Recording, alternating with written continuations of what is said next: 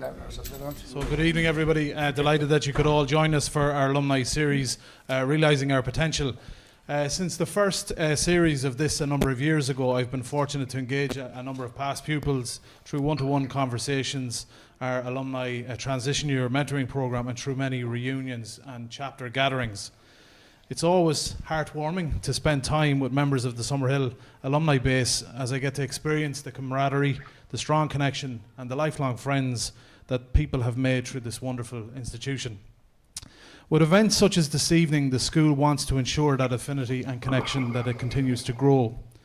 We as a school community have so much to be proud of. Today we celebrated our annual award ceremony and the many achievements of our students, but also of our past pupils as well, who have committed, and we are very much committed to events like this, which give us the opportunities to gather and reminisce. Things and events like this also impact our day-to-day, as we as a school community are reminded of the importance of treasuring the past and the important relationships that exist between staff and students. Before we get into tonight's discussion, I wanted to provide an update on the school. And for those who have attended previous series, you will remember some of the highlights, which I am sure reflect a very different Summerhill than you experienced. Summerhill has made tremendous progress over the last number of years. We have over 1,124 students and one of the largest schools in the west of Ireland. We have advanced becoming a co-educational school, which will take place in September 2025.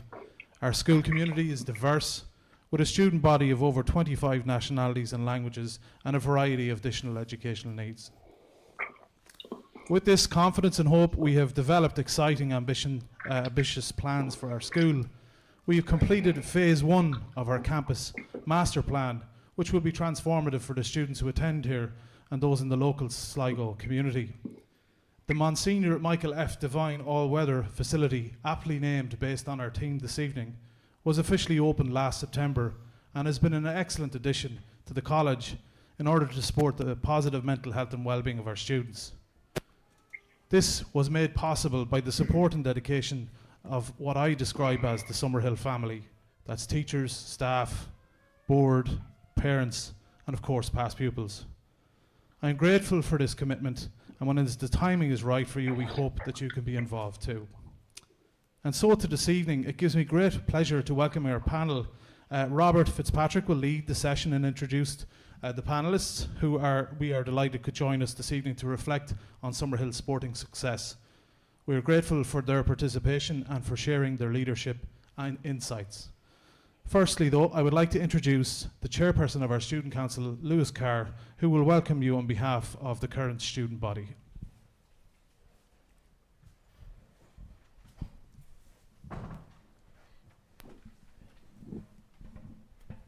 Good evening, everybody. You're all very welcome to the 5th series of the Realising Our Potential, Summerhill Sport and Success. It's a privilege to welcome you all back, and I'm delighted to see so many faces from the world of sport in the audience. For some of you, you may be looking around at all the changes that have happened here since your time as a student in the college. Indeed, many things have changed. However, one thing that has not is our commitment to promoting sporting excellence and having the best sportsmen represent Summerhill. Thankfully, our commitment to sports has bore fruit with recent successes on the national and regional level. This applies across all sports that we offer, and these successes are a testament to the hard work of both students and teachers. And of course to you, our alumni, whose association with the college has enjoyed far longer than any sporting event ever could. We hope this remains the case in the future. I hope you all have an enjoyable evening, and I'll now hand over to our Master of Ceremonies. Thank you. Thank you very much. Indeed, it's an absolute honour and a privilege and a pleasure to be here. I suppose the first thing I have to do is ask myself the question, what am I doing here amongst all of these wonderful sports stars, past and present? The quick answer to that is I'm cheap. So I really have no idea. But I absolutely love sport. I was never any good at it, but we might get a little bit into that later on if we're allowed to tell a few funny stories. But let me just introduce our panel here this evening for, as was mentioned, the 5th series of this Realising Our Potential. An absolutely brilliant initiative, I have to say, from the school. We didn't have anything like this when we were students here, and I think what Paul and the staff and the board are doing here in Summerhill with these initiatives are absolutely fabulous. And I think this has been on for a little while. It certainly does benefit the students present and then those that leave. So I'll start with over here. This is Francis Howley. Francis hails from Ross's Point, and Francis is a golfer. But he's not just a golfer. Francis, I suppose, would have played on all the Summerhill teams. He's got a number of claim to fames, quite a few actually, but some we can talk about. But probably the big one is that Francis was only the second ever European Tour player from Connacht after Christian Connors Jr. Francis had a very successful time, which we were huge fans of following Francis at the weekends. He's gone on to be the professional in a number of very distinguished clubs, Ballyliffin, Carton House, and he's currently has the creme de la creme job, that one that all pros want to have, and he's head professional at the very famous Portmarnock in Dublin. So, Francis, you're very welcome. Thank you very much, Robbie. Moving along to Conan O'Donnell, it's fair to say that there's hardly a corner of the world you haven't been to, Conan. There's a couple of stories I'm looking forward to getting you to tell us about later on. But as you can see from Conan, he's not a gymnast. What do you say? Well, if he is, he wouldn't be a great one. So as you can see from Conan, he plays rugby, and very successfully. I'm looking forward to hearing about his career. I suppose if you were to kind of look at accolades and awards and stuff like that, the next man over here, Paul, as he's known, Ski McGee, he, I suppose, would be one of the most famous past students of Summerhill College. He played for Sligo Rovers when he was 15 years of age, which is quite an achievement. But I suppose most importantly, played in the old First Division, which is now the Premier League, for QPR and a number of other clubs which we'll talk about. But most impressively, he has to his name. You have a League of Ireland medal with Sligo Rovers, and 16 full Irish international caps, and that would have been possibly more if there wasn't a change of manager. But we'll get into that a little bit later on. This man here beside me here is Neil Walton, and Neil's story is fascinating. You're going to really enjoy Neil's story. It's very inspirational. He was semi-professional triathlete. Still dabbles a wee bit in it, but not as much, and more into coaching and stuff like that, and a bit of surfing. But his story is, I think a lot of the students will take a lot of inspiration from Neil's story, where he just did things himself. I think your dad was a big influence and helped with you as well. But he had a dream at the time back when you were in leaving cert here. That triathletes were not that particularly popular, so it was Australia, and we'll talk about that story later on. And then online we have Michael Brie. Michael is joining us from Sweden, which is the power of technology. And Michael's story is you spent time in America, so we can say it's pretty awesome. Michael got a scholarship, the first of its kind in Ireland, and Michael is widely regarded as the best Irish player that there has ever been, and I'm not sure that has been ever surmounted yet. So that's our panel. Maybe give them a round of applause. It's great to have them all here. So we have so many to get through. We'd also would like to welcome everybody online that's joined us here this evening. It's from all parts of the world, I believe, and also for those that are watching the recording of this. If you're watching the recording of this, when it comes to the quiz later on for the Star Prize, there's no point in entering, because we're bringing you live tonight. Isn't that right, Paul? Paul doesn't know about this. But if you're watching the recording, I hope you're going to enjoy. For what's going to be the next possibly hour and a half, it depends how it all goes. So, Michael, we might start with yourself, if that's okay. You lived up there beside Tracy Avenue, beside the showgrounds. But it wasn't soccer for you. What got you involved in basketball? A combination of different things. I'm one of seven in terms of my family, so I had three older brothers. I have four older brothers, two sisters. All played basketball, all played football, all played multiple sports. So I was the last of everybody. So I kind of just tagged along. Obviously, experienced different things with my family members. I had access to so many facilities and opportunities around me. You know, Merville United, the showgrounds were next to us. We had St. Mary's Gated Club up the street. I had Summerhill, had St. John's around me, and then we had Sligo All-Stars, which was very accessible for me as a kid. So been out and about. I was involved in everything, multi-sports. I tried everything, played everything, was part of any teams. Our community was very strong. Mara Boy was very strong in community games. I was exposed to many sports at a very young age. And obviously with my brothers and family, brother and older brothers especially playing the sport, basketball kind of just tagged along and kind of found out I liked it and kind of went from there.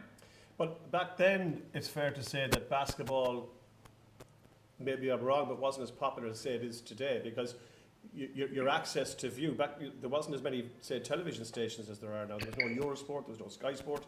You had to watch your basketball on Channel 4 if you were lucky.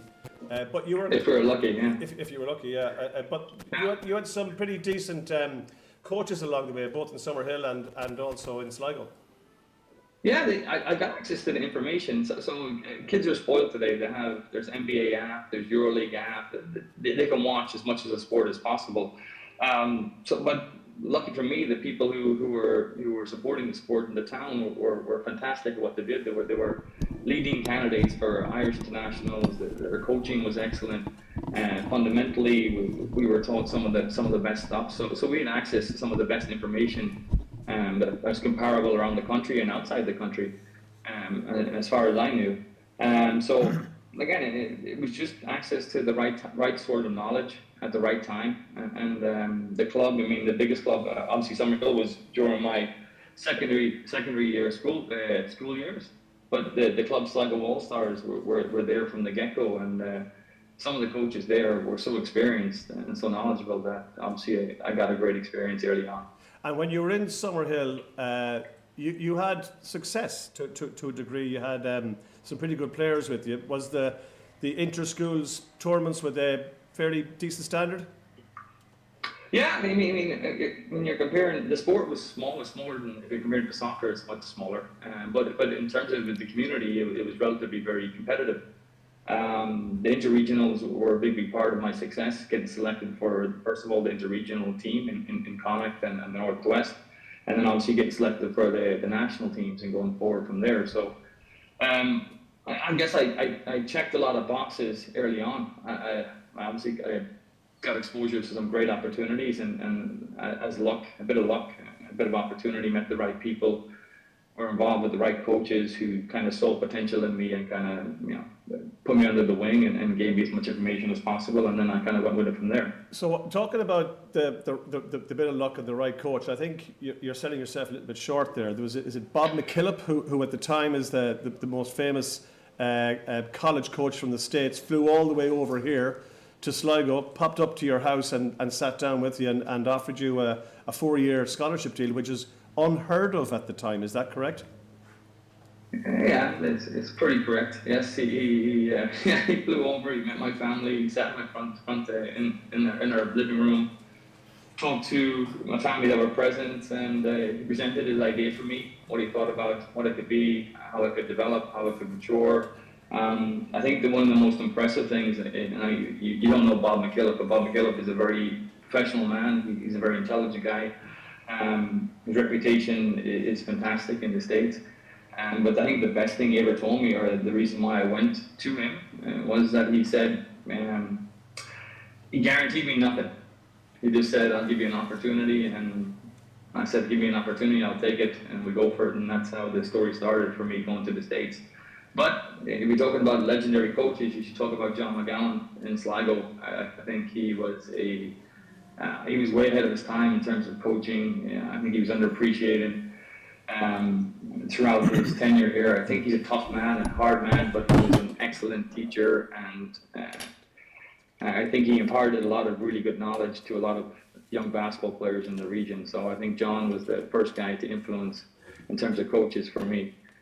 And then obviously John McGowan, or John Warren from Summerhill, just to continue the opportunity for me coming into Summerhill. He was the catalyst for obviously springboarding my opportunity with the regionals and been part of that. So two very important people for my own development in the community. Well, speaking of people who develop your own way in life, and you mentioned Bob McKillop, that he was the man that he was, and so well recognised and had a fearsome reputation. However, he never met your mother until that particular evening, and it was an interrogation, to say the least. Would you like to share some of the stories of that? My mother is a very honest woman. She's a very strong woman, and Americans have a tendency to inflate information. She wanted facts, and she wanted them there and then, and she was giving her youngest son away to this man for 4 years. So she wanted to know she could trust who he was. So I won't say what was said, but like I said, he was honest. She was also very honest, and it worked out either way. So it was good for both of us. Oh, thank you, Mike. And we'll come back to some of the other stories a bit later on. Francis Howley, I'm going to work from all this way in here. Thank you for coming down. I know you're incredibly busy at work at the moment, so we really appreciate it. And you're heading straight back after this. Bring me back to your early days. You went from Rail to Namara. Golf was huge in your family. Your both your mum and dad and family steeped in golf. Your dad was chairman of the GOI Golf Ireland as it is now. So golf was a huge part of your family. When did you know you were good? Still trying to work that out. Not until probably I'd say after my kind of junior cert, kind of around that time. Golf was very big in my family. We grew up in Ross's Point, so golf was a main sport there. But I suppose, like a lot of kids, played a lot of other sports. Played Gaelic, played soccer in Rail Namara. Came into Summerhill, and from being kind of thinking I was good at soccer and Gaelic, realising that I wasn't anywhere near what some of the other guys were, was looking for another sport to play. Did play a bit of golf, and then realised kind of shortly after coming to Summerhill that we had the potential of a good golf team there. And who were you talking at the time, Francis? Well, so there was kind of coming through. There was myself. There was Sean Quirk. A couple of a year or two behind me was Jared Spruill, James Spruill, Ivan McLaughlin, Philip O'Neill, Keith, Kevin. Can't think of Kevin's surname now. Not Kevin O'Neill. Keith. No, not Keith. It was Kevin, I think, from Strandhill. But the big thing was that... Who was that, Owen, do you think? Kevin Fleming? Kevin Fleming, sorry, Owen, yeah, Kevin Fleming. Was Shane thereabouts, no? No, funny that you wouldn't mention him. Yeah. Shane was a good soccer player. Yes. So Shane did... Surprised he's not here in the panel tonight, actually. Yeah, I'm surprised, but no, he thinks he should be here. But the big thing for me was Colin Gannon, who sadly passed away earlier this year. Colin was big into golf. It didn't take me long to realise that he was vice principal of the school, and you could get a few little kind of... you could get away with a little bit more from knowing Colin. So that was kind of easy to align myself to the golf. But we had a very good nucleus kind of coming through together, and we all kind of probably pushed each other along. And it wasn't long until we realised we probably had a potential to win an All-Ireland title. Were you playing boys' competitions throughout the Connacht and? Not really. I wasn't much of a boy golfer. I was kind of a late developer to that, and a lot of it was I probably didn't believe in my own ability. But I have to say, Colin was so encouraging. He probably believed in me more than I believed in myself.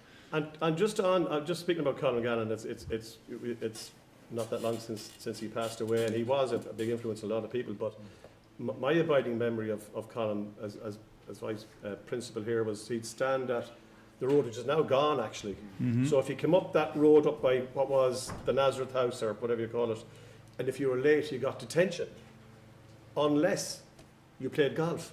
And you were told to hurry up. So a lot of fellas took up golf just to get off detention. Yeah, no. You never got detention, Francis. George Spruill definitely never got detention. We do know that.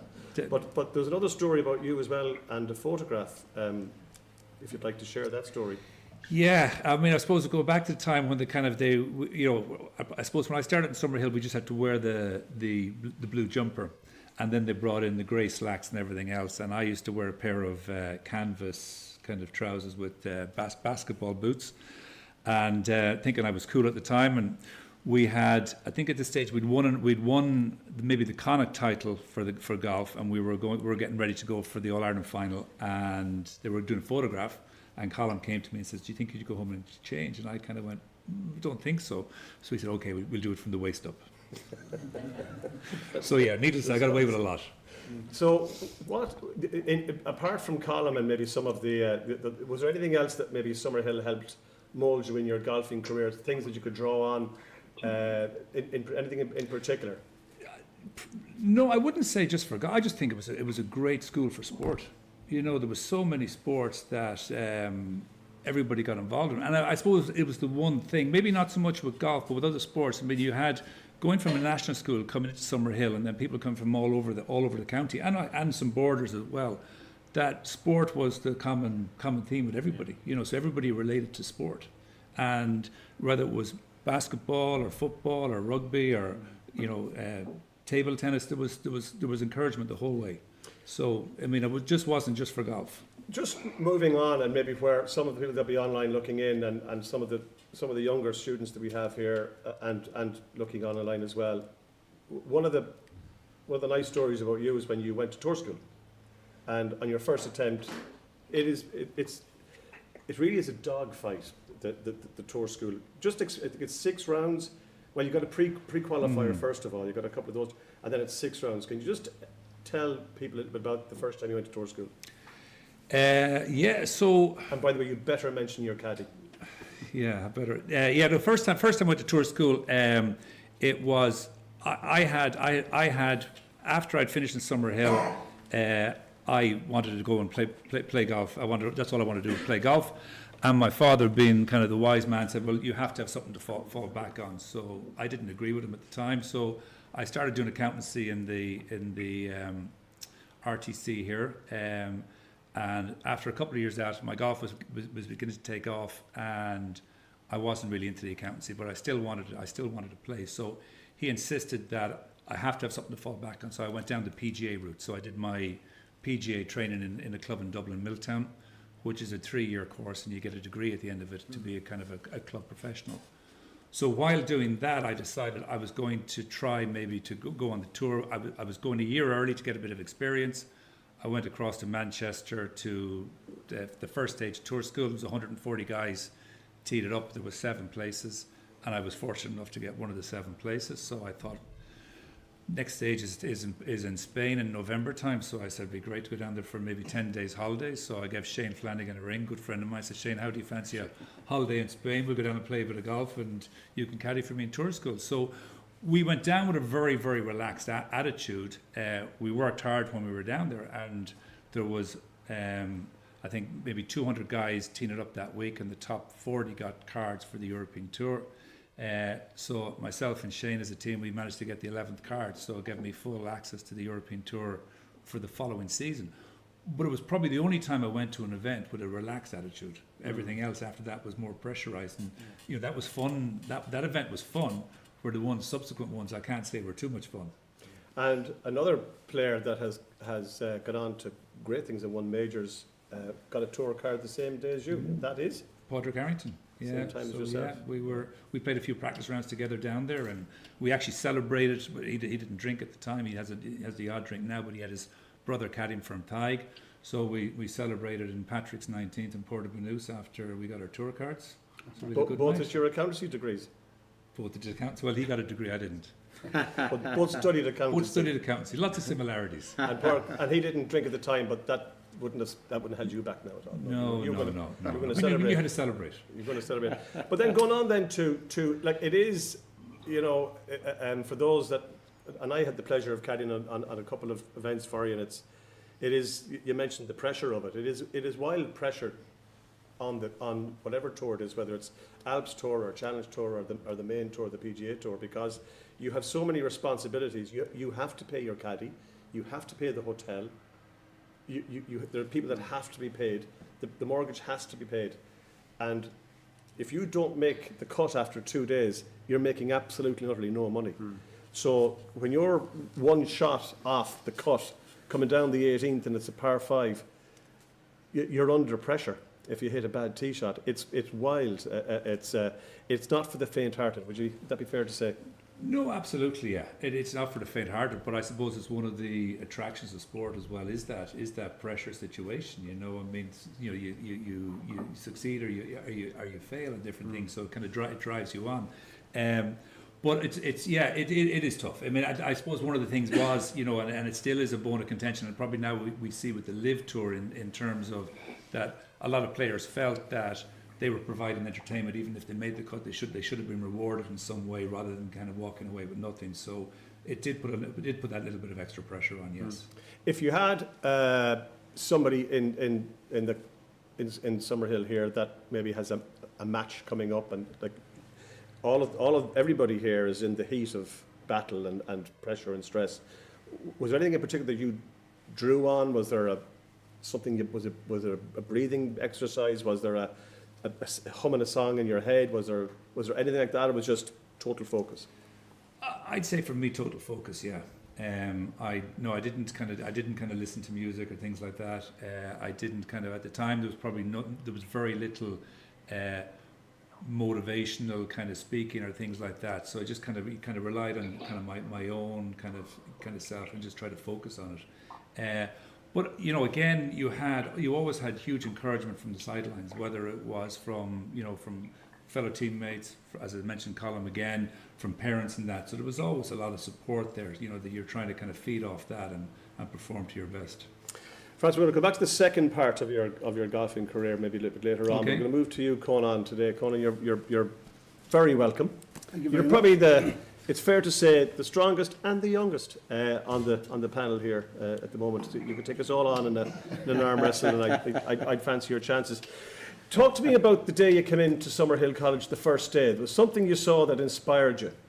Can you share that story, or will I remind you of it, by the way? Yeah, I suppose it was the Father Flanagan Hall, the old one. There used to be lads used to always donate their jersey if they played international and anything like that. And I remember there's a photo of Aaron Spring and Billy Leahy awkwardly holding a rugby ball in a photo, but he had his jersey on him, it was the Ireland Schools jersey, and he also had the Ireland Schools jersey framed beside it. So since the day I came to Summerhill, it's like all I always wanted to do. Had you played rugby before you came to Summerhill? Yeah, I would have played since I was a young fella. Okay, so that was where you came in. You saw that. You said, "I want to get my jersey up on the wall someday." Is that right? Yeah, I want to be on that wall, I said. But there was a fair few decent players around your time. Am I right in saying that? In the Here? school? Yeah, Here? there was a lot of us, to be honest. Thankfully, 3 of us gone on to play professionally in the last 10 years, and beyond that as well. Niall Keneally went down to Corkon and was with Munster for a few years as well.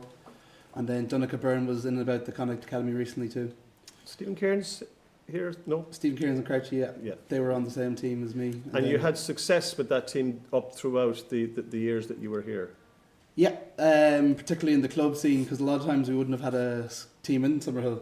We had a team for my last year and our junior cup team, but we were kind of taking players from the soccer and Gaelic team just to make numbers up. So a lot of lads, we would have had maybe about 12, 13 lads who would have been involved in the club play rugby, and the rest were just lads looking to get off class. So we were great for most of the game, but then we kind of got exposed in the other little areas there. So one of the great derbies that has always been in when I was at school in the 80s was always like Summerhill versus the Grammar. And it still is to this day. It still is probably one of the greatest rivalries. And I'm 40 years out of Summerhill this year, and I always look out for that one result more than most. Why is that? I still track it myself. I suppose when you're in the school, it's that emotional kind of factor. It's probably you build it up so much in your head. It's probably the closest we'll ever get to that kind of Leinster schools bubble they have over there. But because that's their sport, but we still want to beat them at it. We're good at everything else, but traditionally we're not the strongest rugby team in the world. But we just want to beat the Grammar because it's the only thing they play, and it's the only time we can actually have an actual match against them. And unfortunately, we probably only had a few games against them in my time, maybe 3 or 4. Some were friendlies once or twice in the league, but we never actually played them in like a big cup game or anything like that. I But doubt the they're friendlies still were even friendlies, were they? No, not at all. And what was nice though, really, like, you know, on the day that Summerhill would play, and even today, to this day, it's still the same. Summerhill would play at the Grammar, and they'll be up like that. And then the following Saturday, they're playing together in Sligo Rugby Club, which is nice. So, but there is that kind of rivalry all the time, and that's not going anywhere anytime soon, I don't think. Not at all. No, I remember it was actually the year after I left, but Joe Gorman dressed up as the Pope and went down to the school with the staff and everything, and the whole school got around him. That kind of went a little bit viral. I'm sure he'd be delighted to be reminded about that.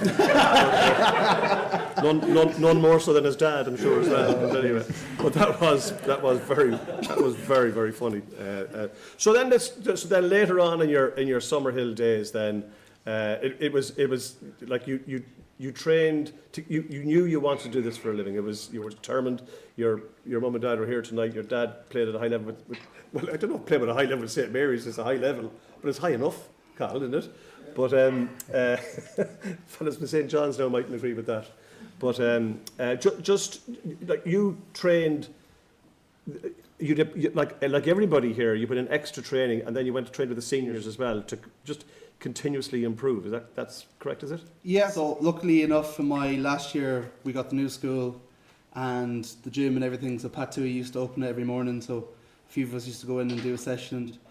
Father Crime was in there on the treadmill as well. See him there. So, so I used to do that, and then after school study for a few hours, and then I go out to Sligo Rugby Club and train there for a few hours as well, and then probably was out by myself in the guard, probably neglecting my study a bit, probably passing the ball at a wall, keeping the neighbours up for hours. But it's just one of those things I felt I had to do because of just being from the west of Ireland. It wasn't really a rugby stronghold. So talk to me a little bit about, because not everyone on the panel here was involved in a team. Like golf is a relatively individual sport, albeit there are team events within that. Triathlon the same, soccer is very much a team. But the team meant really everything here in Summerhill, and you're still in touch with a lot of those teammates today, are you? Yeah, I've been in touch with them the whole time.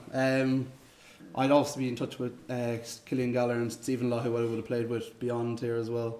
And then lads I would have played with in Sligo as well. I'd still be very good friends with them. A few have gone off to Australia. Some are still with the rugby club. But whenever we get out, we all have great catch-ups. Good chats about our times in Summerhill.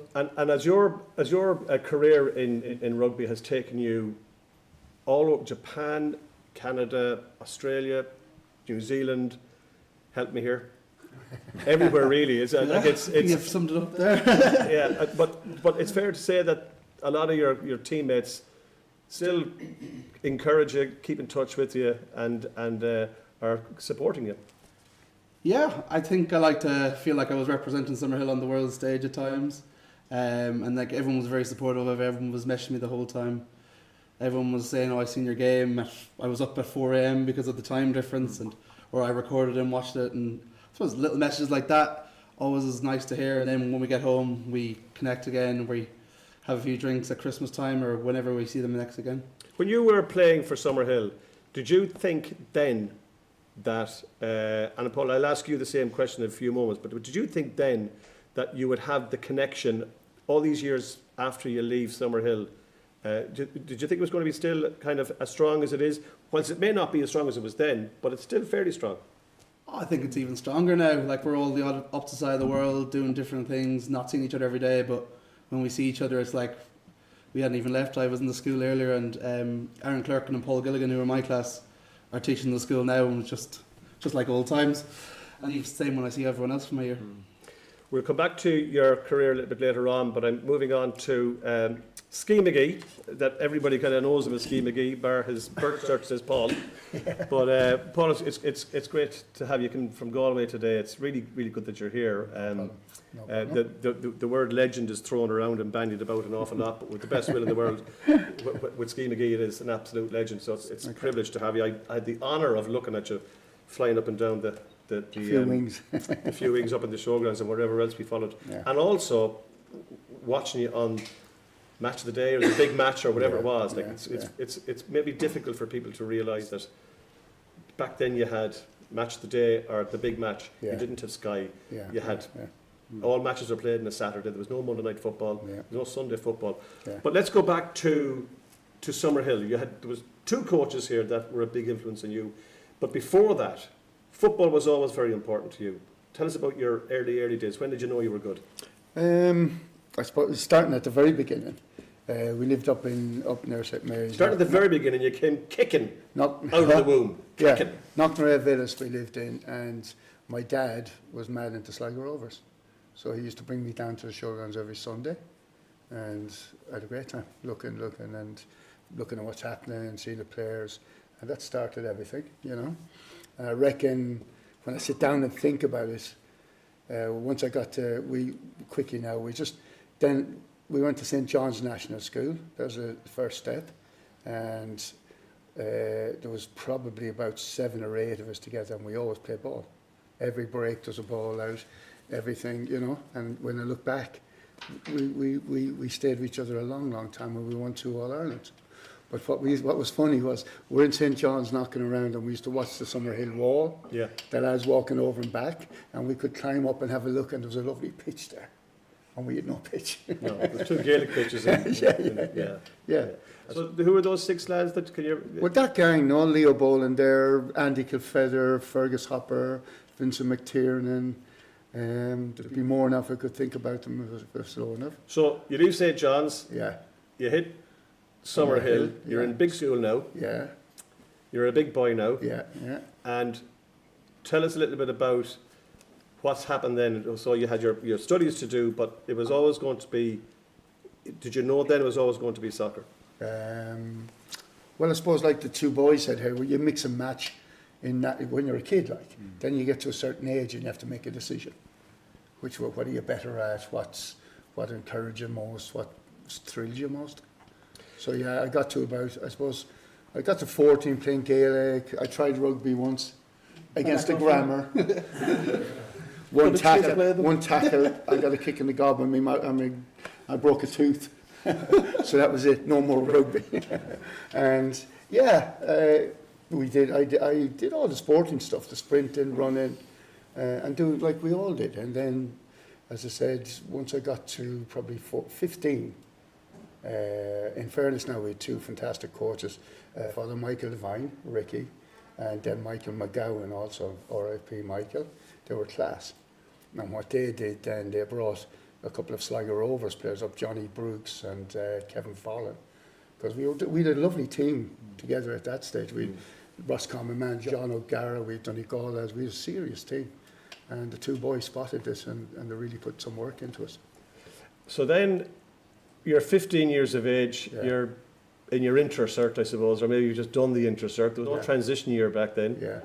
and it's suggested you might go up and have a chat with Mr. Turner. Was it Mr. Turner who was the manager then? Yeah, Ken Turner was manager of Sligo.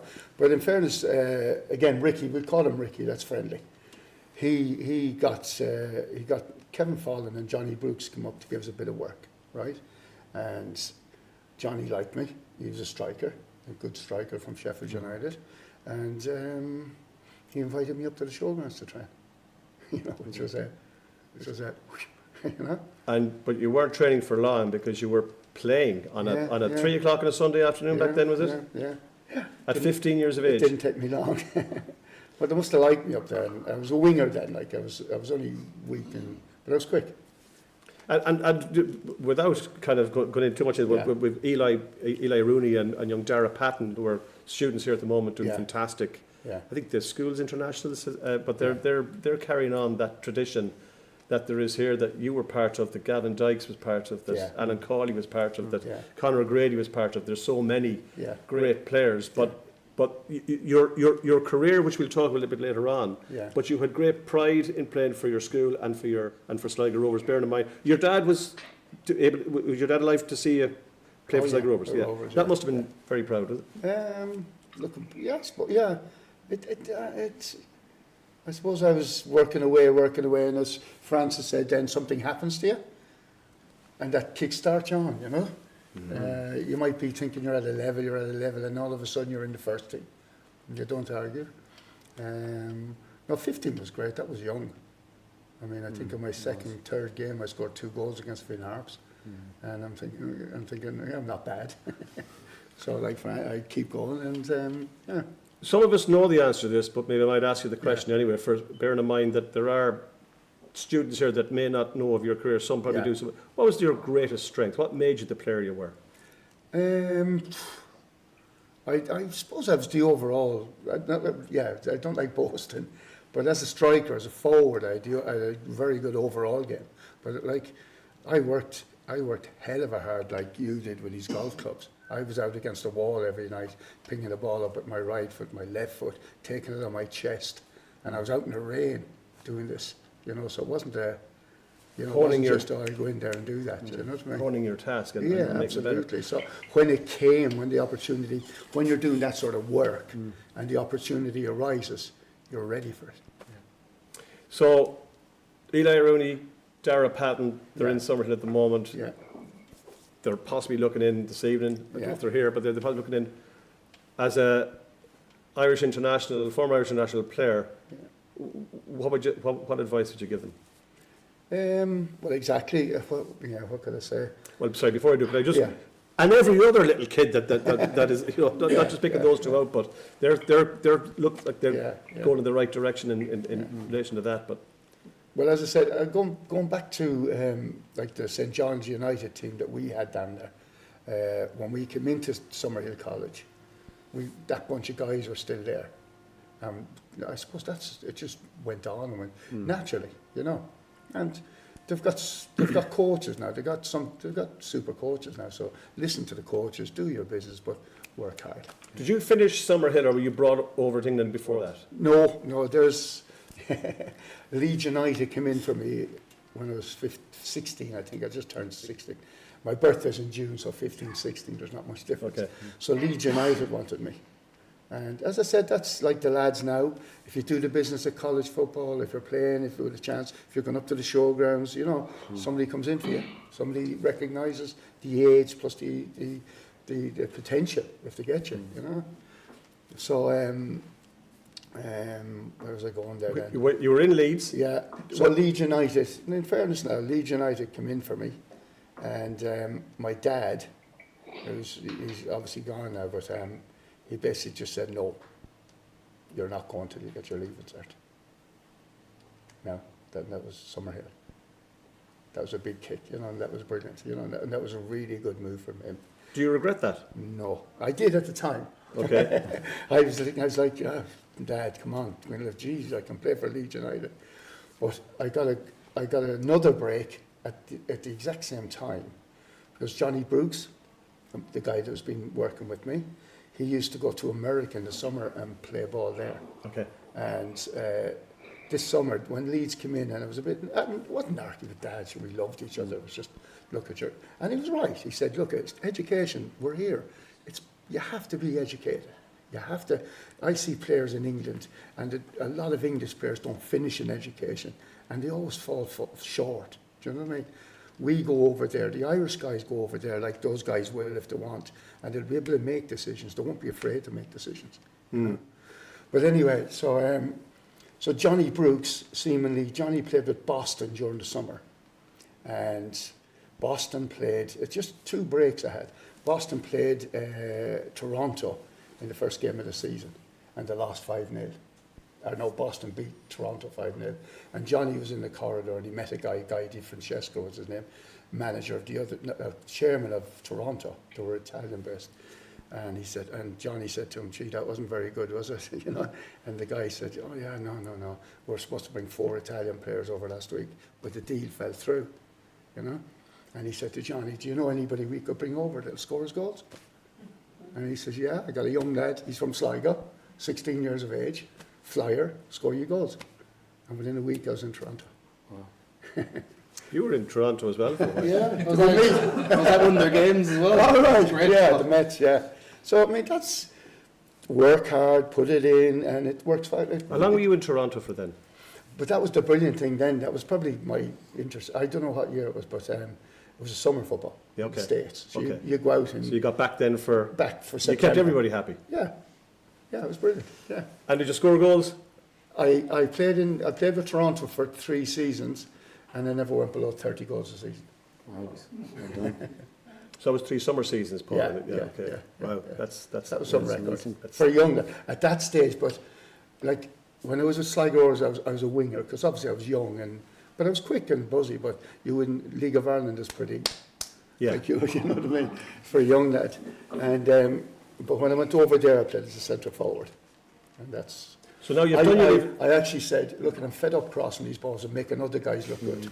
I'm going in and scoring a few, and that's what happened. Yeah. So you did the Leaving Cert. Yes, yeah. That was you were finished that in June. Yeah. Where were you then? Oh, that was the last. Yeah, Toronto. As I said, I did my Leaving Cert, but I went out to Toronto after the Leaving Cert, and we did well. New York Cosmos just picked us for the league. Pele and all the boys. Did Pele play in that Yeah, around that time? Yeah, Pele. And There's a great photograph out here actually of Pele being tackled by David Pugh, who we'll be talking about a little bit later on, who would have, a lot of people here would know. He played against Pele. Yeah, no, Pugh. David was in America. Yeah, he was a leader out there. He played with Boston. Yeah. Yeah. But so I went out after the Leaving Cert, and we did well again, and I scored loads of goals. And then, like, what was I going to do? You know, was I going to? They wanted me to stay. In those days, you had to emigrate out.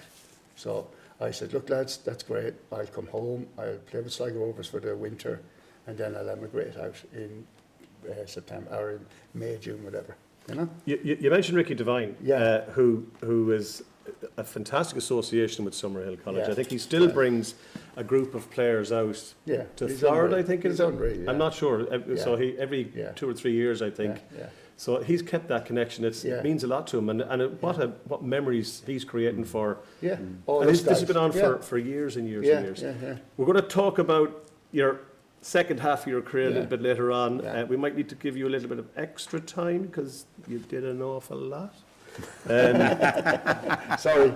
Yeah, and I'm conscious of Michael there online there. I hope you can hear us loud and clear.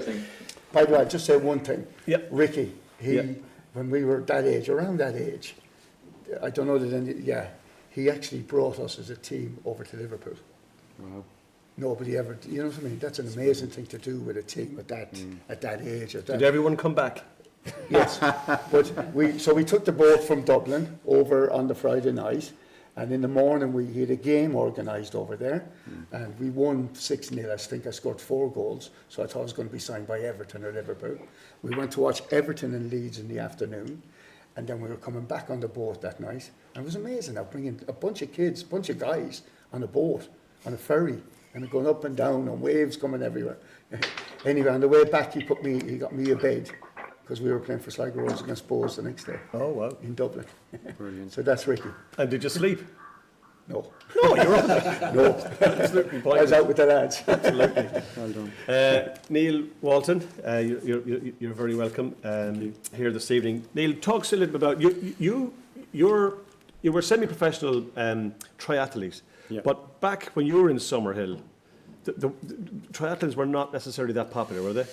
It was an emergent sport, Yeah. and if you look at what Pat Curley did and Tom Staunton, God rest them, they really brought triathlon to the forefront in Ireland. So they started the NCF Half Ironman Triathlon. Yeah.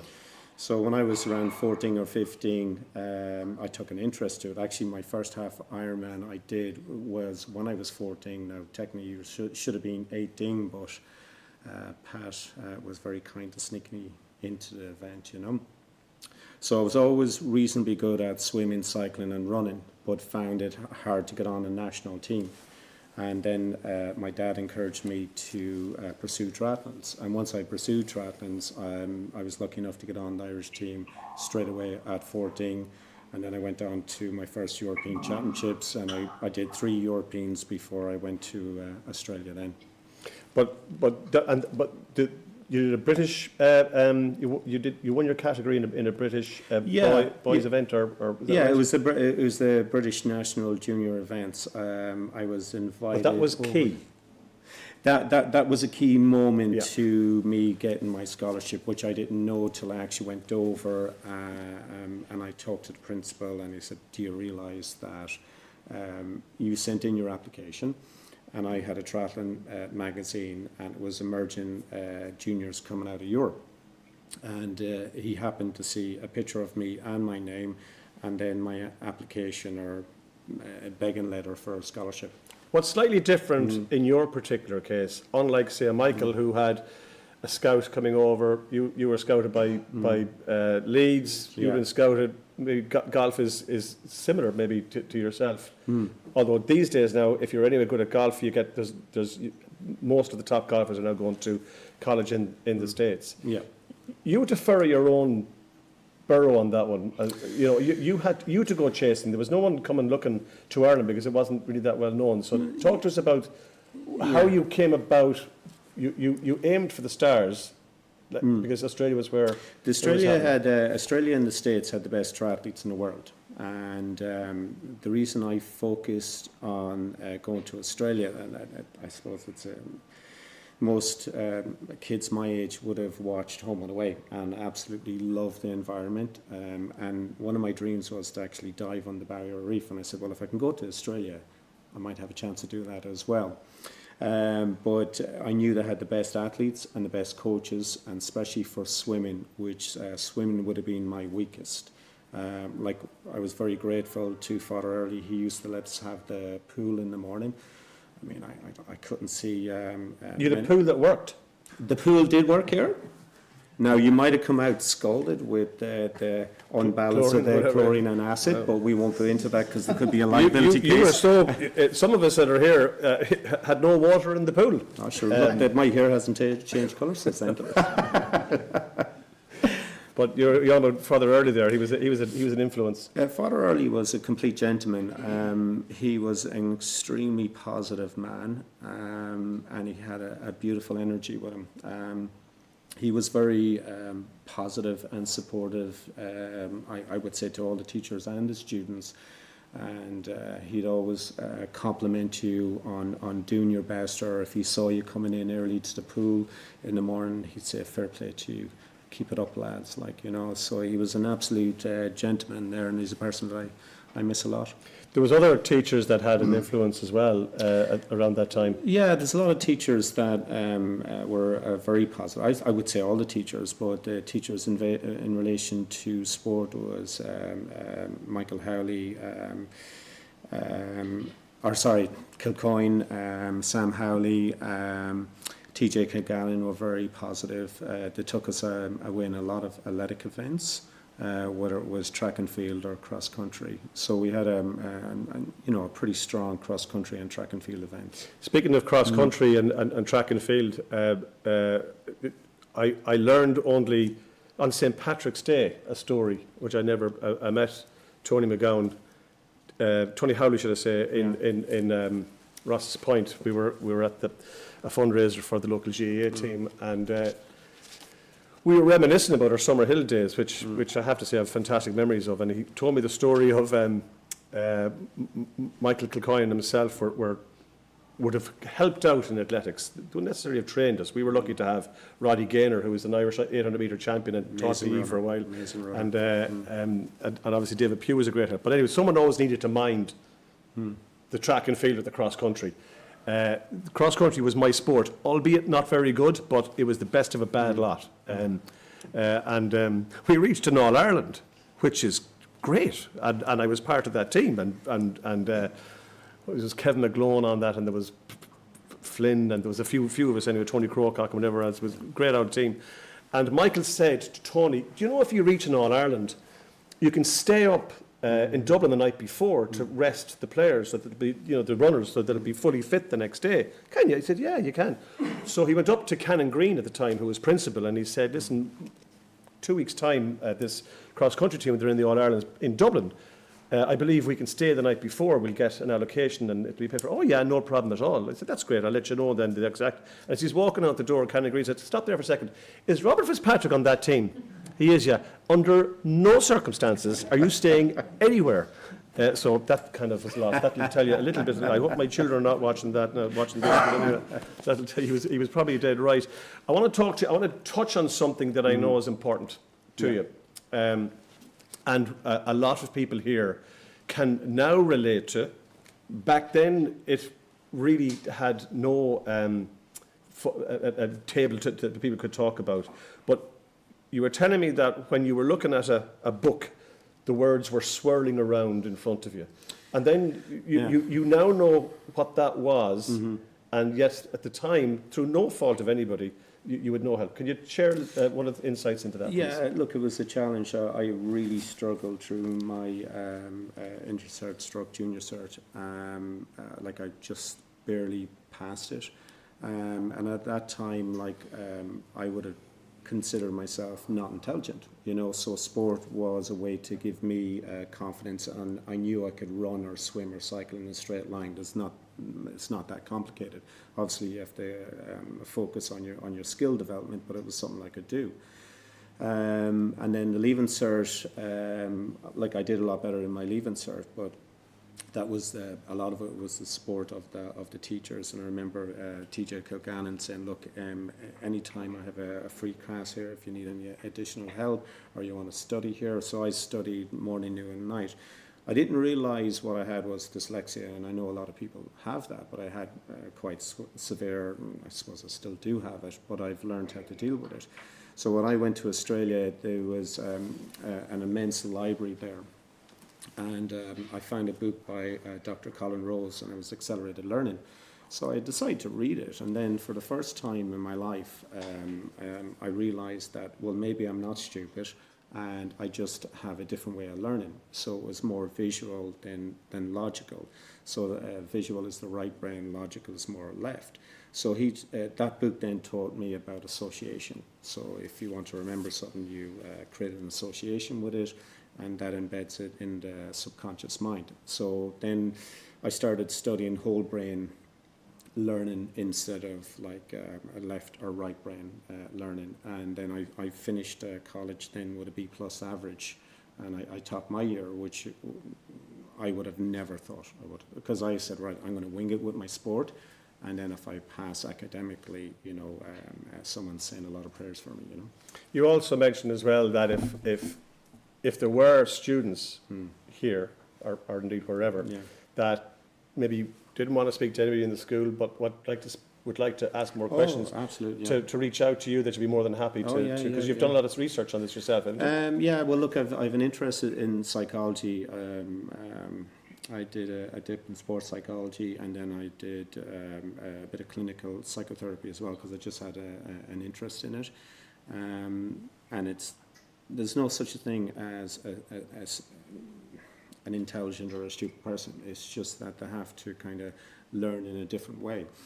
And with students or athletes, a lot of people will train their body, but how many people train their mind? I mean, really, I think the education system should take a step back and teach kids how to learn, you know, and give them a user manual of how to operate themselves. And unfortunately, a lot of people don't know how to do that. They don't know how to deal with anxiety. A lot of us as adults, we don't, you know, necessarily know how to deal with anxiety. A lot of it's distraction in life, you know. Where the most important thing, especially students coming up to Leaving Cert, is to how do you calm the mind down. And if you can calm the mind down into a kind of a low beating or resonance, so the most effective way to learn is if you can learn within 7 to 14 megahertz per minute. So that's a slow kind of beating of the mind. When the mind starts accelerating in its kind of beating, then anxiety comes in till when you get over 30, 35, like psychosis comes in, etc., etc. So you want to slow down the mind as much as you possibly can. So if kids can get in that habit every day or every morning, instead of checking their iPhone for a dopamine rush, put on some focused music, like alpha wave music. It's fantastic for studying. I know I've recommended to students before. I was fortunate enough to do entrepreneurial talks here. And then I was saying, look, you know, get your mind right, get it focused, and slow down. And the slower you go in life, the faster you'll actually be able to achieve goals. So I believe, I think I'm right in this, Paul. I think PE is now a subject, is that correct? Oh, Paul, PE is a sport. You'd have loved that, wouldn't you? A plus. How many points did you got? Yeah. That would have been my first ever A from here. I think that's really good, though. I mean, it's just what you're saying there that maybe the schools need to look at. And obviously, by introducing PE as a sport, I think that's a step in the right direction for exactly that. Because not everybody is kind of intellectually kind of brilliant. We all have our strengths, and that's... No, and I think everybody is intelligent. I mean, define intelligence. It's just how you learn. And I think a lot of people are disadvantaged at our education system, that it's left brain logical dominated. And I think that's something in time that should be changed, because it's a lot of stress on our student society. Speaking of stress, Michael, I want to come back to you in it's like the Eurovision and our Swedish vote. You had challenges. You're 6 foot. And you're Irish, and your favourite player is... That's not a challenge, it's a strength. Yeah, absolutely. But that made you work harder, but like you were very, very successful for probably one of the smaller players on the court. Tell us your strengths, and tell us what helped you get over that. Well, Neil's points were very poignant for me, because I think when he touched on in terms of support group, he talked about people understanding, having people around you who can help you support you. I was lucky to be surrounded by very qualified, very intelligent people who obviously saw me for something and invested in me. And another point was self-awareness. I was fully aware of who I was, where I wanted to go, what I wanted to do. I was very determined to get where I wanted to get to. And so I sought out information about that too. I looked to the best in the world. I said I wanted to get there. I had ambition to get there. I think my mentality was very, very different. How I handled adversity was very, very different than most kids. I talked earlier about how John McGowan was a tough man, but a tough man worked for me. Bob McKillop was an extremely tough individual in terms of how he coached, what he said, how he communicated. But somehow it clicked for who I was, and obviously I responded in a certain way to that type of coaching, that type of training. And the last part is the mental thing you talked about. I just thought differently about who I was and how I saw myself in comparison to other people was different. So I had no fear of people or situations or countries, or I didn't put people on pedestals, didn't put any country on a pedestal. When I went into competition, I viewed myself as the best player on the floor.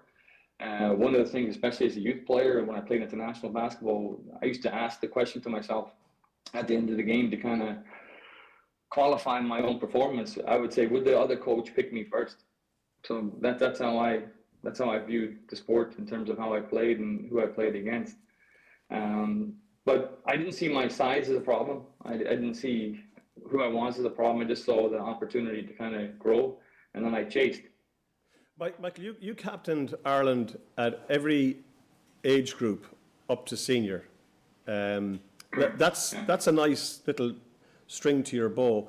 You then, having been to the States, and you played in a number of different countries, injury was a constant kind of, it was always there. You got unlucky at a few injuries. Talk to us about how you stayed mentally strong through all of that. Well, it's easy when it's your passion. It's easy when this is what you want to do. So basketball's been my life. It still is my life. It's very much what I'm involved in. It's something that I care about deeply, and it's been driving my life. So it's easy to respond from injuries and setbacks when this is what you do. I'd say I lack knowledge in certain aspects of my sport in terms of physical understanding, sporting, how to train, what to train correctly, and what aspects to look at, which I think kids now have way more information than I had, 20, 25 years ago. And I think it's a huge opportunity for them to obviously not have to play with pain, not have to play through injuries. I think there's so much information out there that they can combine their training. In that training has become more integrated with the physical side of things. And I think if you use that information, you can stay fresh, you can stay healthy, and you can maximize your performance in the same space if you understand both aspects to the sport. And I think I was very much unaware of the physical side of the sport. I was fit because I played many sports. I could run. I was fast. I was athletically quick. I didn't have much explosion, but there's areas where you can improve on this. But I've never even thought about improving on it during my career because no one ever presented an opportunity to me.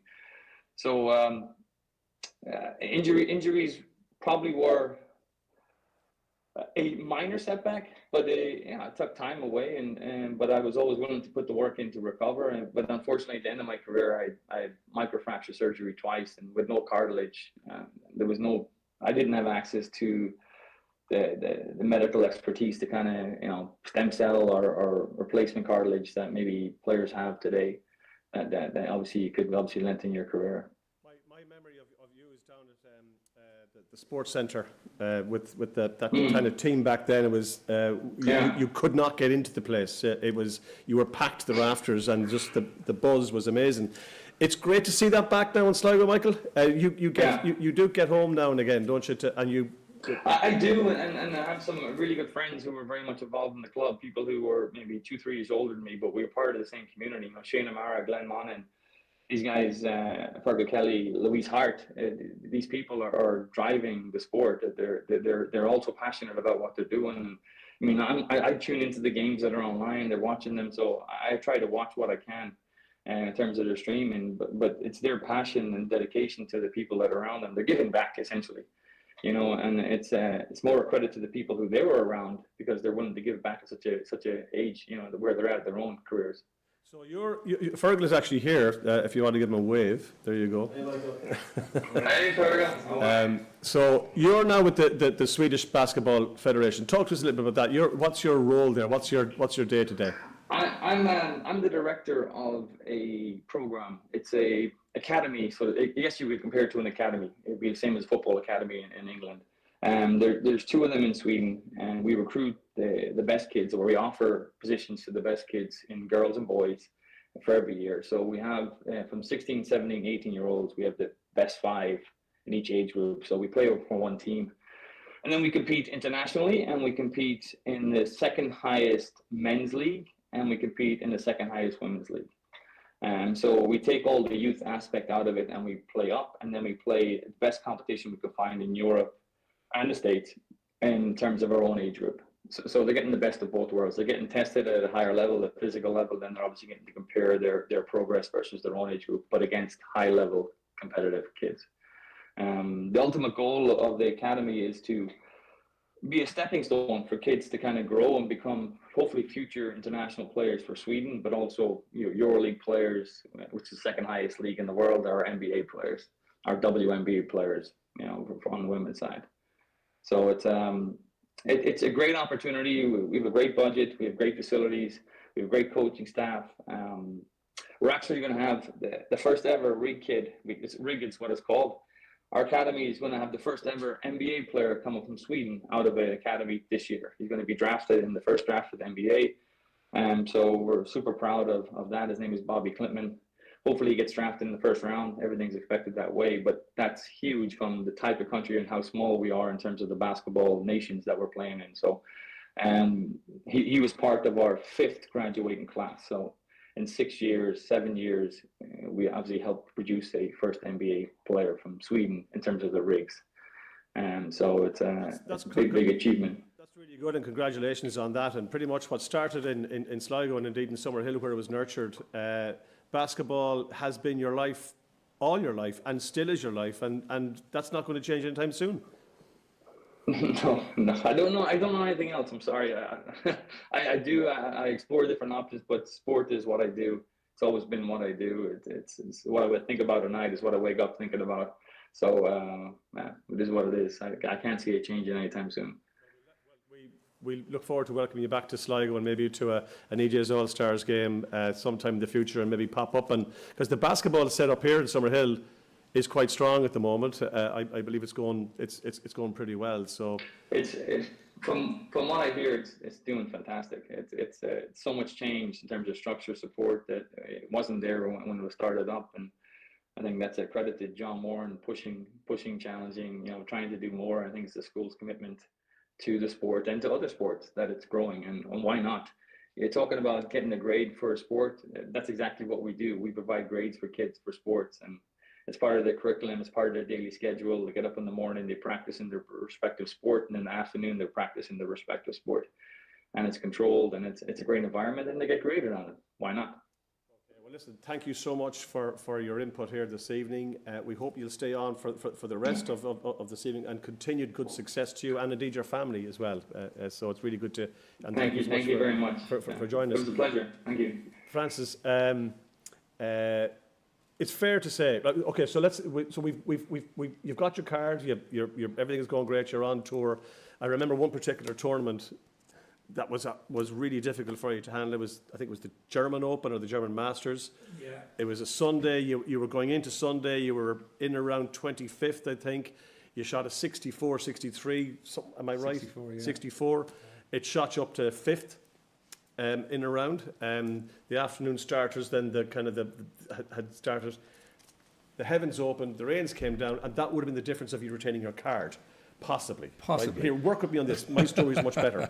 It's a little bit more dramatic. I think people know you a little bit too well, Robbie. But it would have got you into. Because your playing privileges at the time were kind of, top 10 gets into the next week, and I don't know what the next week was, but that was a moment where you had to say, what is this all about? It was taken out of your hands. It was the heavens opened. The final day was cancelled. So you went from potentially a top 5, probably a top 10, definitely, back to 35th or whatever it was.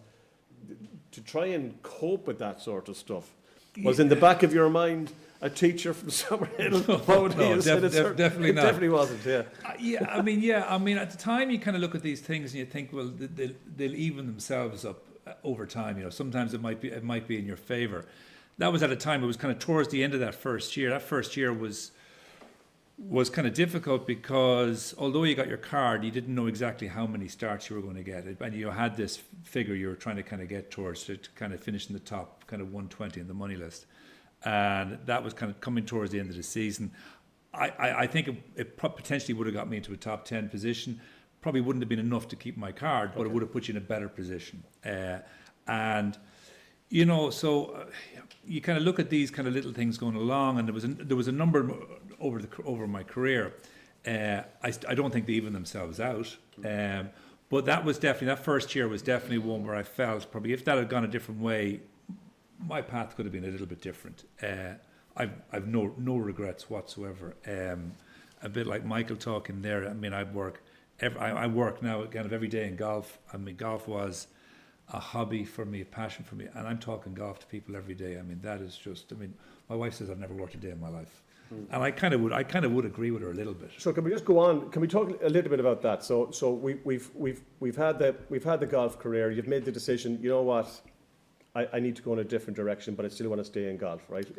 The tour and all that sort of stuff. There was. Yeah, I suppose just where the decision. I mean, we all kind of, especially when you're out there as an individual, in that. I mean, and you always have these kind of glimmer of hopes when you're on the golf course that you keep going. I'd done it for 6 years, and I was going back to tour school. I was playing really, really well. I was going down to the second stage of tour school, playing really, really well.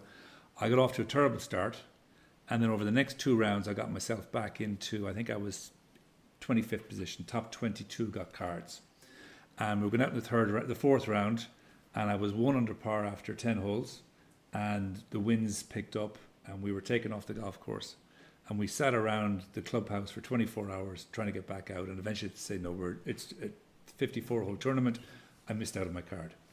I missed out going to tour school. I went, that's my sign. Now it's time for me to look at something else. So that was November, and I took up the position as head professional at Ballylifton on the 1st of March. And, I did 2.5 years in Ballylifton, great links course up in Donegal, and then subsequently moved down to Carton House.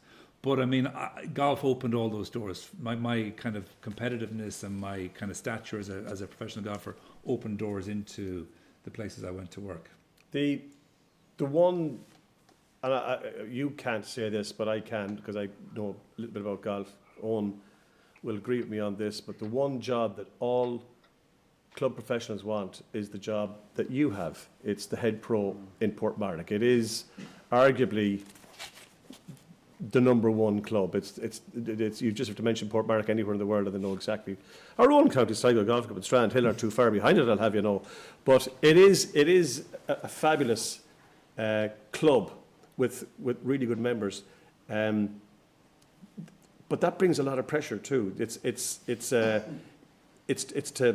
a lot going on up there, Francis, and there's a lot of things happening up there, and a lot of things have happened very positively, and there's a lot of things in the pipeline possibly that could be coming down the road for Portmarnock. Yeah, who knows? Absolutely. I mean, you know, there are ambitions to bring kind of, you know, there is ambitions to bring the Open Championship there, which would be great. Now, there's a lot of things that have to happen for that to happen, but it is a possibility. So, I mean, it's very exciting to be involved in that. But again, you know, going back, I mean, you say the kind of the pressures of the job. I genuinely don't feel any pressures in the job because, and I say this a lot, I mean, everybody coming to Portmarnock to play golf is excited. Everybody, whether it's a member or a visitor, they're coming in, they're excited to be there. I'm the first person to meet. So, I mean, I'm just working off positive energy the whole time. So it's just a really, really good environment to work in. I mean, I absolutely love it. There's not a day I go into work that I'm not excited about going into work. So I feel I'm very, very fortunate in that sense. And your ties to Sligo are still very strong. You still have family here. You still have some friends here. You come down regularly. I know your family really enjoy here. Your son DJ's turning into a kind of a decent golfer now. He's on the kind of the boys circuit. So Sligo is still very important to you. I have three nephews in the school here. One of them is in first year, and the one's doing his leaving cert this year. So yeah, big ties in with Sligo. A lot of good friends, and there's also a lovely tie-in. You know, having grown up and played my golf in Ross's Point, and now being in Portmarnock, there's a competition that's played every 2 years between the two clubs called the Port to Point. That's been going on since I'm going to say about the early 1900s, and. You know, thankfully, when I became Portmarnock, they invited me to play on their team there. So we play every 2 years. You're captain next year in County Sligo. We're going to play. You're going to host us down here. So it's lovely to keep those ties with Sligo. And absolutely, I mean, it's funny. Like again, I played for Summerhill rugby against the Grammar as well. You know, but you're always looking out for certain. Were you the guy results. that kind of lost the breath in the last 10 minutes? No. I think I played 2 games, but I mean, there wasn't much of a rugby team when I was coming through. But it was great. You know, actually we struggled to field a team, but I mean, I always remember playing against the Grammar. So again, their results, you're always looking out for the school, seeing how they're doing in different things. And you know, I said going back to it, sport in the school is so important. You know, and it creates a great environment for people coming together and then ultimately kind of, you know, learning skills for life. Yeah. So I know, Francis, for a long time we've been on tour, I suppose, and the odd tournament here and there within Ireland. But I'm going to tell a story about you, if you don't mind, Francis. It's one of my favourite stories about you. But when Francis, too many stories. Well, but this is one we can tell. There's a whole new book. Jim and Leo Gray might write a whole new book about the other stories. But anyway, so we were back in the time I was working for a drinks company, tenants, and they had a drink that some of you may remember called Hooper's Hooch. Anybody here remembers Hooper's Hooch? It was an alco-pop. But anyway, we were trying to promote this in Durkins in Ballahadreen. And Francis was off that weekend, and himself and Shane and a few of us went down, and I said, come on down, we're having a promotion down in Durkins in Ballahadreen. So we went in, and I just brought an extra case. I said, see him, and him. I said to this guy, Paul, who was the manager, I said, just look after those fellas all night. And I went off and did my promotion, whatever you had to do, trying to get people to but anyway, when we finished, we were going to Spellman's B&B, I remember. So we had to come out of Durkins and walk down the street and head off a mile down the road to Durkins B&B. But we didn't know this. And Francis back not necessarily now, but a little kiddie maybe, and might have had a couple of Hooper's Hooches on him. And he just knocking on the door, just going by. None of us noticed that, just nick knocking, as we would call it, just knocking on the door. And anyway, we get down towards the end of the street, and all of a sudden this blue Ford Fiesta van comes flying around the corner with a blue flashing light on top. It's the local guard. And he jumps out and he goes over to Francis. He says, you're Nick the... Is that Francis Howley? It is, yeah. Stay there for a second. And he goes to the back of the car, opens up the boot of the car, pulls out a 7-iron and says, Francis, I'm hooking it to the left. There's nothing you can do for me. And at 3 o'clock in the morning, Francis Howley is given a lesson to the local guard. Oh, go on and no more nick-knocking, off you go. And that's a true story. That is true. Brilliant. True story. So, Conan, you're still playing. You're in Turnior. No, where are you now at the moment? Sorry, I should have said that. I'm Turnior this season. Yes, yeah, you're Turnior. Are you committed for next year? You're I'm unsure at the moment. We Okay. just lost the All-Ireland final there a couple of weeks ago, but won the Bateman, so I haven't made my mind up just yet. and you're also working at the moment now as well. You got your degree, didn't you, and all that. You got your scholarships and stuff like that. You have your. Yeah. When I asked Mum that question, No, I haven't. I did the Alec Commerce degree. Yeah, I did it all. To finish it all, thankfully. Probably the best thing I did because it kind of gave me the freedom to travel with rugby and then obviously be able to get a job quite soon after yeah, playing. So I just started with Grant Thornton there in January yeah. after coming back from Toronto. And how's the health? Because that is a crazy sport. Like it's like a car crash every day. The way you're kind of with some of those kind of tackles, because you have to do that. You're the prop, am I? Yeah. Yeah. So that's not easy. Yeah. Are you the guy in the middle of the scrum, taking all The the? right or the left. Oh man, right, okay.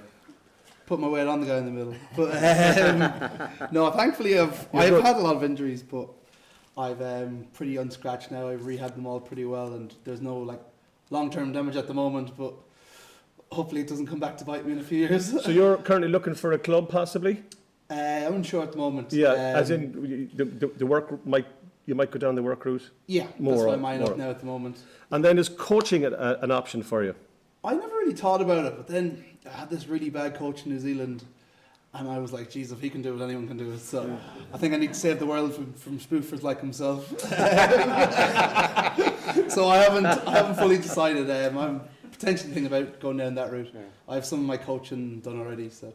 Okay, well, I would recommend that you do as well, because you have a very kind of effervescent, engaging personality that I think would work really well with whether it's young kids or whether it's with rugby players. I think you should. But continued good success to you and stay injury-free and the very best of luck to you. Thank you very much. Thank you very much. Cheers. Paul, I want to kind of go on then. I want to take it to the next step, right? So we're now over in England. We're with QPR in the first division, and things are going really well there. And we've been to a number of clubs, and life is pretty good for Paul McGee. You didn't have an agent back then. The only agent you knew back then was James Bond. James Bond. Absolutely, you know. Yeah. So you had, again, you had to kind of, a bit like Neil going to Australia, you to kind of look after yourself in relation to that. Now it's Yeah. agents left, right and centre. Yeah. But your career there was a lot of peaks and troughs in it, like everybody here really. It was a lot of ups and downs, wasn't there? That's sport. Yeah, 3 months you're flying it, you're doing well. Next minute something happens, you're down. And to be honest, you have to just deal with it, you know. Sometimes you're in the first team of scoring goals, you get in, and I never got injured actually. I was a pro from 16 to 43, and I was only missed 3 weeks with injury. That's amazing. Wow. And I was a centre forward, so I was getting the crap kicked out of me every day as well. Wow. That's an amazing record. That's Yeah. amazing record. But yeah, no, you just deal. Yeah, as you said, young guys coming through now. There's no agents, so it's hard to deal. But I met a guy. There's a guy at QPR, Bob Hennessy. He did a bit in the newspapers over here. He's an Irish guy, and straight away, I was just telling the lads. I was chatting to guys this morning. So I joined QPR, and within a week I was in his office. Now I was telling the boys out in Ross's Point there. Now in a week I was in his office, and he was telling me that the FA had a pension scheme going, and he said I have to sign up for the pension scheme. And I said, well, I've just done my leaving cert. Do you know? And he says, no, that's it. Yeah, and he explained it to me. Like, that's what I'm saying about Summerhill College. You're educated. You can take things in. You're not silly going over there. You're not stupid. You know, you can deal with things. And so Bob said to me, he explained it to me. He says, look, you're on big money now, wages. You have a big basic wage there. I says, yeah, great. And he says, you're on a bonus of £200 a point. So that'd be £600 a win. And he says, pension means you pay that into the pension. And then, well, we legally, we retire, professional footballers retire at 35. So then he said, you're 35, there's going to be a fortune there. There's going to be a big bag of money. Well, I couldn't agree with you more. And anyone that wants to talk about pension, you're more than welcome. Can I just go back before? Yes, can I go back to Conan for one little second? I want to go back to the day you came in here, day one, Summerhill College. You saw the 2 jerseys. You have your jersey up there, and you did something special today as well. Am I right? Yeah, I presented 2 other ones. I presented the one from the Sunwolves and the Ireland under 20 jersey, where myself, Stephen and Killian played that year. So I was in here earlier accepting the Alumni of the Award, so very thankful for that, by the way. And I just kind of told my little spiel to the lads earlier. So Congratulations on that, because that's come full circle for you now. So you set yourself a target, you've achieved the target, and now hopefully some other kid that will be coming in here will see your jersey up there and say exactly what you said, and the wheel continues. So congratulations on that. Hopefully, that's the plan. I want to ask you a question, Paul. I want to bring you back to your first Irish cap. Yes. Talk to us about that. First of all, how did it happen back then? Was it a phone call? Was it a letter? What was it? Gosh. It wasn't a fax anyway. Yeah. Could have been a dove. Or text. It could have been a dove. Yeah, it was. I got into the first team at QPR straight away, which was a fair achievement. Do you know? So, did you get Did you get a goal of the season on your first match with QPR? Yeah. Your first match, you scored a Yeah. screamer, didn't you? Yeah. You come on as a sub. I came on as a sub for Don Givens, and I scored 2 crackers in the second half. And Brian I just Moore, went the length of the pitch and yeah. sent the keeper the wrong way and popped it in. Brian Moore said, "There's your goal of the season." Yeah, That was your debut. I've still got it at home. Yeah. No, he interviewed me after, and he called me the smiling Irishman, which is nice, you know. And to go through the goals. Now that was a great start, and then, that just, as I said to the guys coming on, I was confident, you know.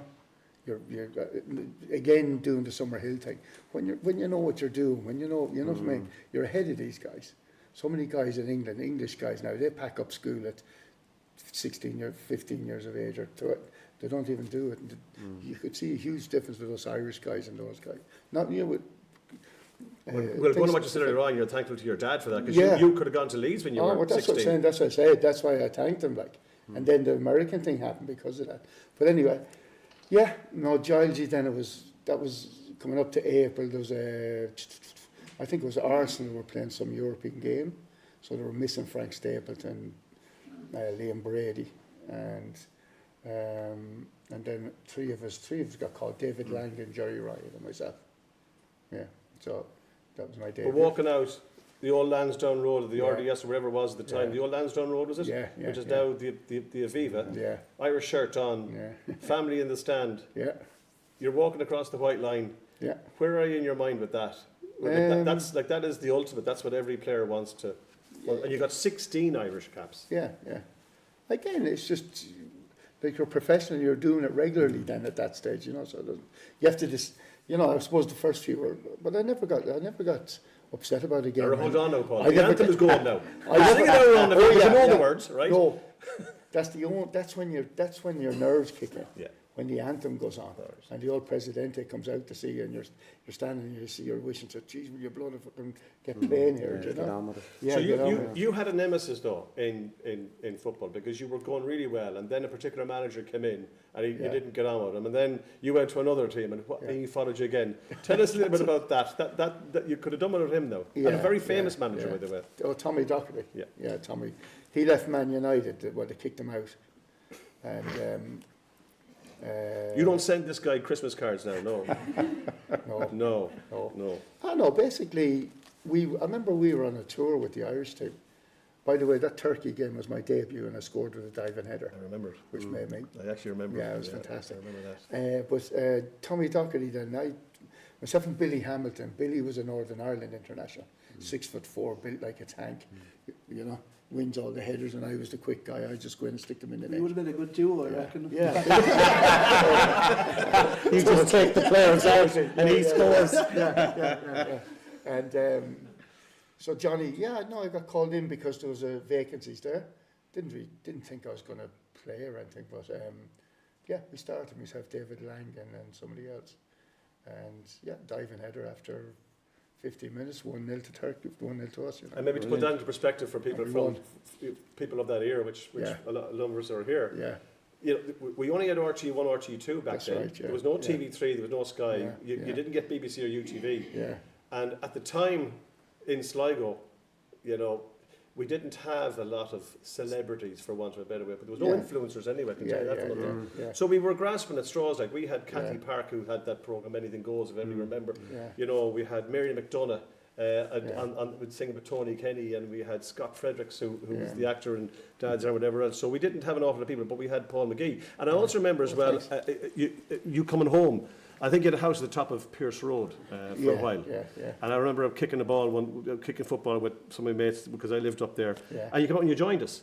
I mean, and you were amazed, but you just loved kicking football. Yeah, And it was literally brought you back to your, Yeah. like you were full international at that stage and you just Okay. kick football with everybody. With so, anybody, yeah, so yeah, yeah.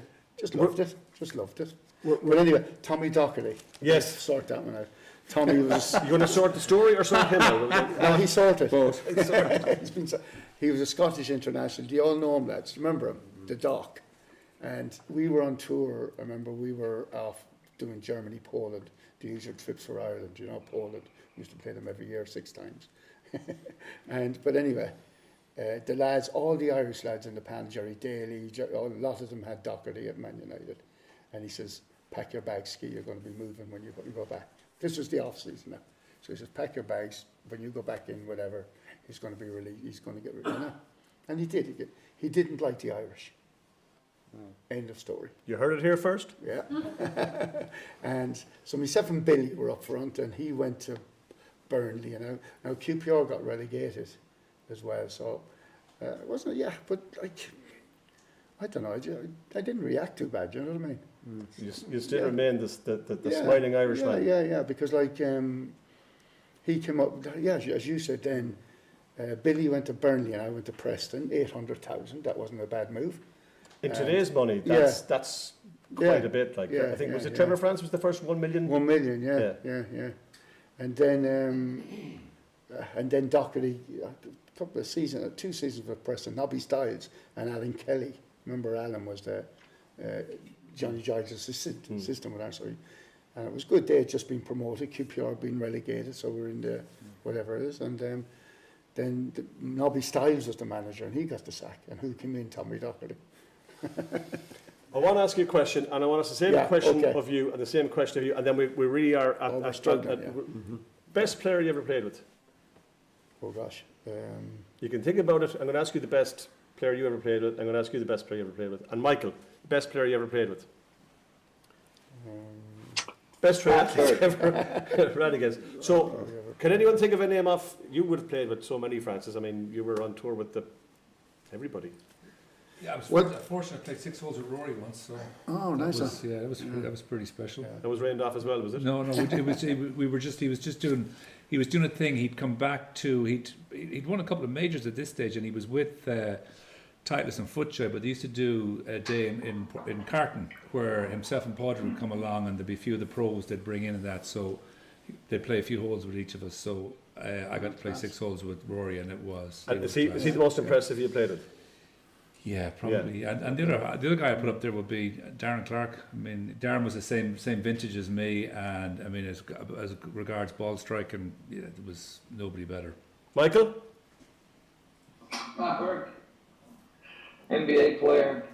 No. Yeah, 7-footer. Fantastic career. Physically dominating. It was easy to play with him. It was one of the easiest players I could play with, for sure. He complemented my skill set, put it like that. Excellent. Conan, you played with Robbie Henshaw and somebody in Connacht, whatever, and Zebo as well?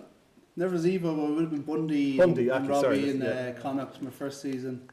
And then New Zealand, I got fortunate to play with a lot of like All Blacks and Saurians as well. But probably Sonny Bill Williams, because he would have been probably the best at every sport he played. He's a professional boxer, played rugby league, won the NRL, which is the Aussie Rugby League, and then was very, very good in New Zealand rugby as well. Double World Cup winner as well, I think. Paul? Yeah, well, at this stage now, I'd be opting for an Irish guy, Liam Brady. Liam and Mark Lawrence, and I thought they were, when you're on the pitch with them, they were serious. and especially Brady. He was unbelievable with the ball. He had everything, and he set up so much for us.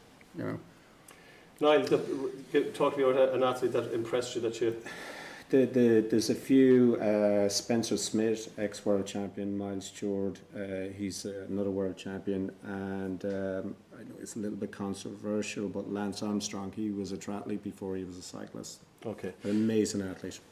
I think we're going to wrap it up there. Yeah. And I just want to thank everybody. Paul, do you want to? We're good to go with me finishing up. Then that's fine. So just to thank you all very much for this evening. I hope, by the way, that you got a lot.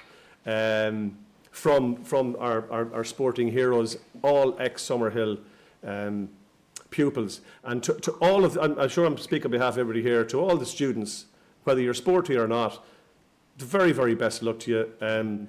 Education is important, but it's not the most important thing in the world. So you've got Leaving Cert coming up, you've got Junior Cert coming up. Yeah, you know what, it's important to get good grades, but if you don't panic.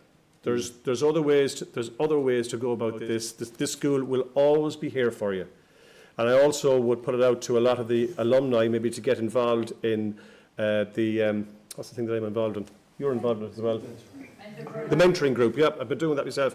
Highly recommend the mentoring group. It's great fun and it's a great connection back to Summerhill. Thank you very much to Kenny and to this young gentleman here whose name I don't know, Edward. Yeah, thank you, Edward. And that's it. We're going to sign off. Thank you all very much, and we'll see you for the next one. Take care. Thanks,